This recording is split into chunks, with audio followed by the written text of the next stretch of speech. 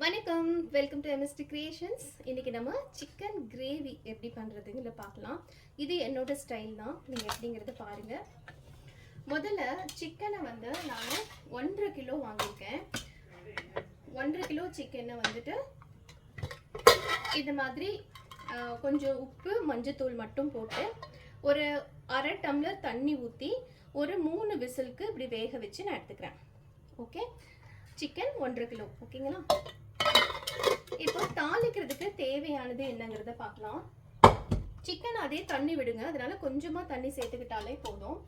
இப்போ தாளிக்கிறதுக்கு வந்து 2 பெரிய வெங்காயத்தை வந்து இது மாதிரி கியூப்ஸாக கட் பண்ணி வச்சுருக்கேன். ஸ்லைஸ்டாக பண்ணி வச்சுக்கோங்க.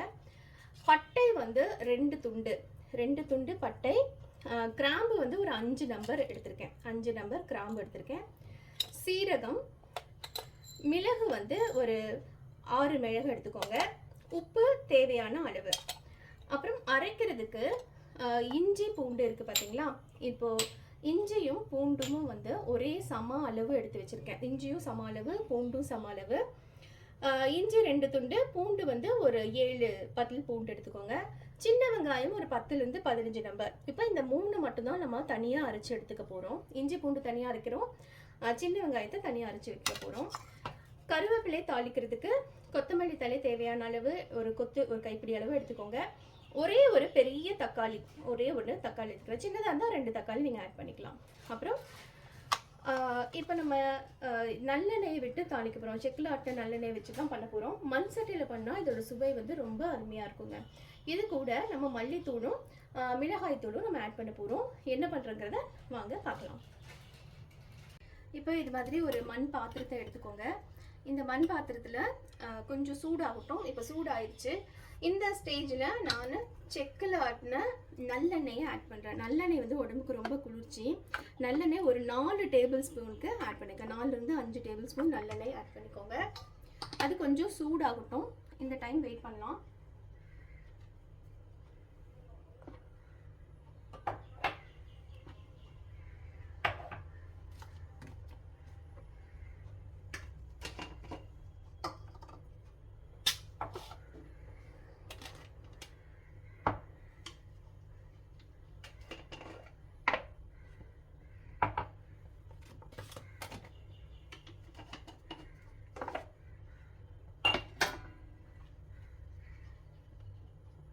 எண்ணெய் இன்னும் கொஞ்சம் சூடாகட்டும்.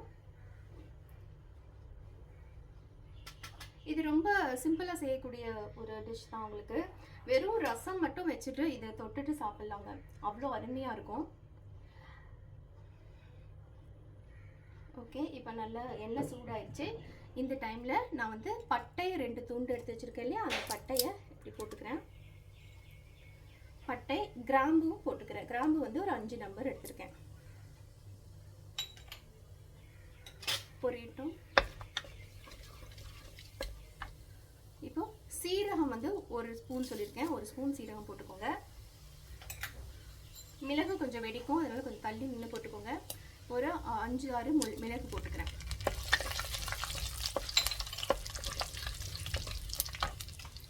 இந்த டைமில் நம்ம பெரிய வெங்காயம் வச்சுருக்கோம் இல்லையா, அதை 2 கை போட்டுக்கிறேன். இதுக்கு நடுவில் நான் இஞ்சி பூண்டு பேஸ்ட்டாக அரைச்சி எடுத்துக்கிறேன். பெரிய வெங்காயம் போட்டாச்சு. பெரிய வெங்காயம் போட்டதும் உப்பு கொஞ்சம் ஆட் பண்ணிக்கோங்க. அப்போ தான் சீக்கிரமாக வெங்காயம் வதங்கும். தேவையான அளவுக்கு உப்பு போட்டுக்கோங்க. ஏன்னா நம்ம ஆல்ரெடி சிக்கன்லேயும் நம்ம உப்பு சேர்த்துருக்கோம். ஸோ உப்பு போடுறப்ப கொஞ்சம் கவனமாக தேவையான அளவு மட்டும் போட்டுக்கோங்க.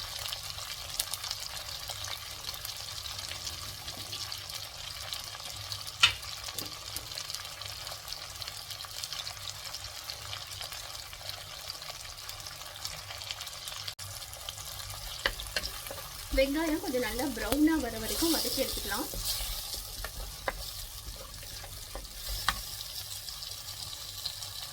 கூட கொஞ்சம் கருவேப்பிலை ஆட் பண்ணிக்கலாம்.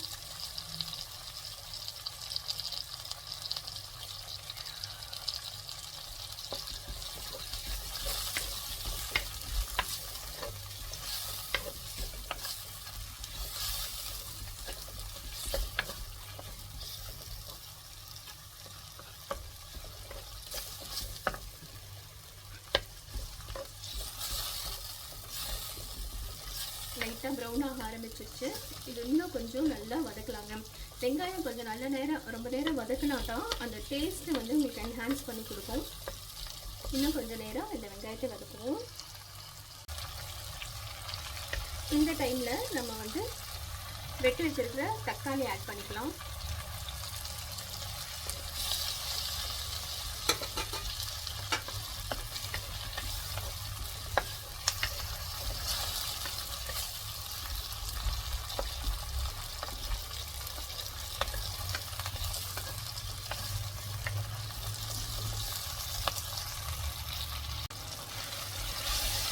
தக்காளியும் வதங்க ஆரம்பிச்சிருச்சுங்க. இந்த டைமில் நம்ம இஞ்சி பூண்டு விழுது வரைச்சி வச்சுருக்கோம் இல்லையா, அதை நம்ம ஆட் பண்ணிடலாம். இஞ்சி பூண்டு விழுது,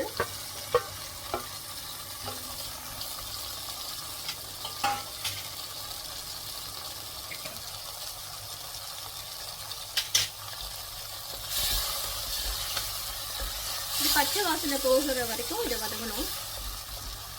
இது கூடவே நம்ம அரைச்சி வச்ச வெங்காயம், சின்ன வெங்காயம் அரைச்சிருக்கோம் இல்லையா, அதையும் ஆட் பண்ணிக்கலாம்.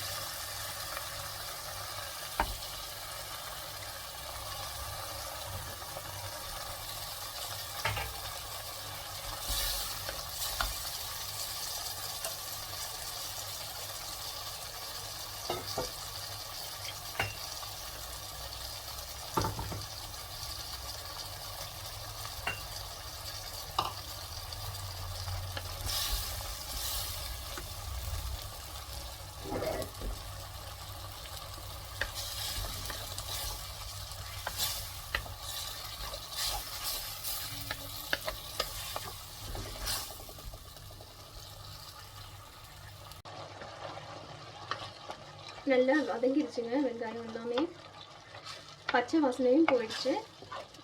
கொஞ்சம் நேரம் இது மாதிரி வதக்கி எடுத்துட்டு இப்போ நம்ம பொடியை ஆட் பண்ணிடலாம். மல்லித்தூள் வந்து நான் இது மாதிரி அள்ளி ஒரு 3 ஸ்பூன் போட போகிறேன். 1 2 3 ஸ்பூன் மல்லித்தூள் ஆட் பண்ணிக்கிட்டேன்.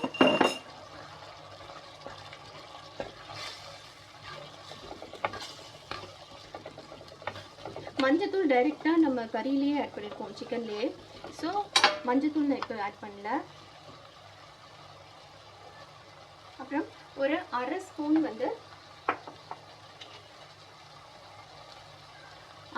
வந்து மிளகாய் தூள் ஆட் பண்ணிக்கிறேன். அரை ஸ்பூன் மிளகாய் தூள்.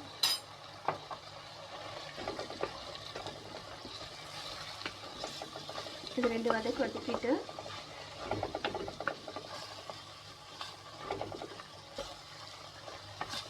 மசாலாவும் நல்லா சூடாயிடுச்சு, சூடுபட்டுச்சு இல்லையா. இந்த டைமில், இந்த ஸ்டேஜில் நம்ம வேக வச்சு எடுத்து வச்சுருக்கோம் இல்லையா, 3 விசில் வேக வச்சு எடுத்து சிக்கன். இப்போ நீங்கள் இந்த டைமில் நீங்கள் குக்கரில் வேக வைக்க விருப்பம் இல்லை அப்படின்னா, எனக்கு கொஞ்சம் சீக்கிரமாக வேலை ஆகணும், அதனால் குக்கரில் வேக வச்சுருக்கேன். அதுவும் இல்லாமல் கறி நல்லா சாஃப்டாக சீக்கிரமாக வெந்து கிடச்சிடும் நம்மளுக்கு. ஸோ என்னோடய ப்ரிஃபரன்ஸில் வந்து இதுதான். வேக வச்சு இந்த கறியை வந்து இதில் எடுத்து நம்ம போட்டுடலாம். சிக்கன்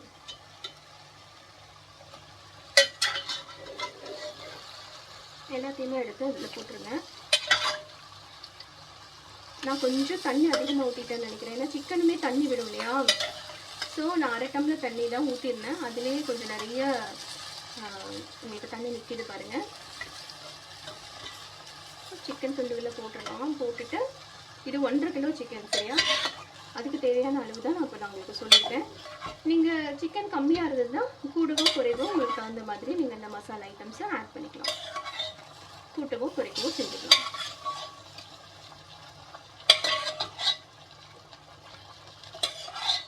உங்களுக்கு இது மாதிரி தனியாக வேக வைக்கலைன்னா சிக்கன் சீக்கிரமாகவே வெந்துடும். ஸோ நீங்கள் டைரெக்டாக கூட ஜஸ்ட்டு சிக்கனை அலசிட்டு இந்த ரத்தெல்லாம் போக கழுவிட்டு நீங்கள் டைரெக்டாக கூட இந்த மாதிரி மண் சட்டியில் போட்டு வேக வைக்கலாம். அது வேற ஒரு டேஸ்ட்டு உங்களுக்கு கொடுக்கும்.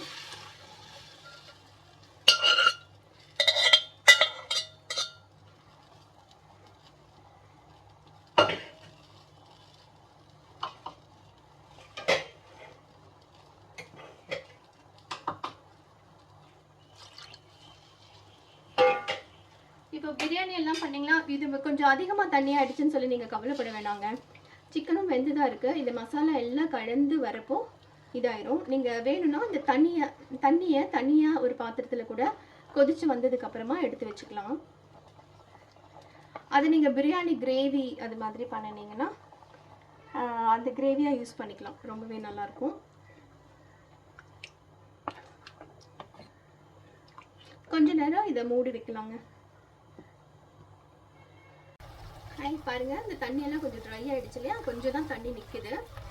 சிக்கன் ஃப்ரைக்கு இந்த டைமில் நான் என்ன பண்ண போகிறேன்னா, சிக்கன் மசாலா இருக்கு இல்லையா?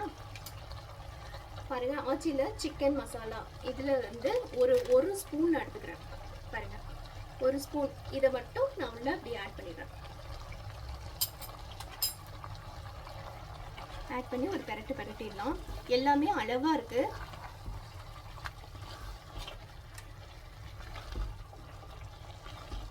வாவ், அமேசிங்காக ஸ்மெல் வருதுங்க. நீங்கள் டைரெக்டாக இது மாதிரி மண் சட்டியில் போட்டும் செய்யலாம், இல்லை குக்கரில் இப்படி வேக வச்சு எடுத்து போட்டிங்கன்னா கொஞ்சம் சீக்கிரமாகவே கிரேவியாகவும் எடுத்துக்கலாம். அப்படி இல்லைன்னா நல்லா சுக்காவாக அப்படி மாதிரி ட்ரை பண்ணி எடுத்துக்கலாம். சிக்கன் மசாலா போட்டு 2 நிமிஷம் இது மாதிரி பண்ணிவிட்டு நான் என்ன பண்ணோம், சிறிது ஒரு அரை ஸ்பூனுக்கு மிளகு தூள் இருக்கு இல்லையா, பெப்பர் பொடி, அதை வந்து லைட்டாக போட்டுறேன். அவ்வளோதாங்க. நல்லா பெரட்டிடுங்க. இப்போது நம்ம சிக்கன் வந்து வறுவல் ரெடி ஆயிடுச்சு. Chicken fry ready. இதை நீங்கள் ஒன்றுமே பிரச்சனை இல்லை. தண்ணி கொஞ்சம் அதிகமாக ஊற்றிட்டீங்க அப்படின்னா அதை அப்படியே எடுத்து நீங்கள் கிரேவியாக யூஸ் பண்ணிக்கலாம். அப்படி இல்லைன்னா நீங்கள் இந்த மாதிரி ஃப்ரையாகவும் ட்ரையாக வச்சுருந்தீங்கன்னா ஃப்ரையாகவும் எடுத்துக்கலாம். அதுதான் சிக்கன் ஃப்ரை வந்து நம்மளுக்கு ரெடி ஆயிடுச்சு. இந்த டைமில் லாஸ்ட்டு டச்சுக்காக பொடியாக நறுக்கி வச்ச கொத்தமல்லி இலைகளை தூவி பரிமாறலாம். அவ்வளோதாங்க, ஈஸியாக செஞ்சிடலாம் இல்லையா? சூடான சுவையான சிக்கன் ஃப்ரை ஹோம் ஸ்டைலில் ரெடி ஆயிடுச்சு. ரசம் சாதம் இருந்தால் கூட போதும். அப்படி இல்லைன்னா குழம்பு இல்லை பிரியாணி எதுக்குனாலும் இந்த ஃப்ரை வந்து அருமையாக இருக்குங்க. நீங்களும் ட்ரை பண்ணி பாருங்கள். Hope you like this video. Thanks for watching. Please subscribe to my channel MST Creations. நன்றி.